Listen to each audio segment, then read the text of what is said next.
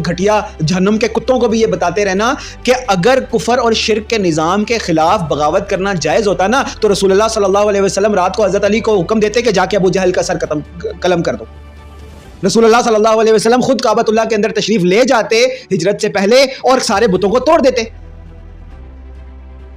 इस निज़ाम के अंदर अगर ये जो तुम जहन्नुम के कुत्ते हो ना, ये ख्वारिज जितने हैं जो हमले कर रहे हैं टीटीपी वाले,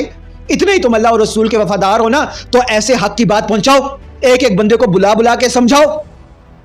कि हक का रास्ता ये है, निज़ाम अल्लाह का है, खिलाफत अल्लाह की है, उसकी तरफ आओ। उसकी तरफ आते नहीं हो, जाके फट जाना बहुत आसान लगता है तुम लोगों को, मासूम बच्चों के ऊपर गोलियां बरसाना तुम्हें बहुत अच्छा लगता है, निहत्थे लोगों को तुम बमों से उड़ाना तुम्हें बहुत आसान लगता है। तुम जन्नत की तरफ बिल्कुल नहीं जा रहे, ये फतवा नोट कर लो, जहन्नुम के कुत्ते हो, तुम में से एक एक अल्लाह की कसम जहन्नुम में जा रहा है। जितने भी लोग स्टेट के खिलाफ असला उठा रहे हैं, स्टेट के खिलाफ बगावत कर रहे हैं,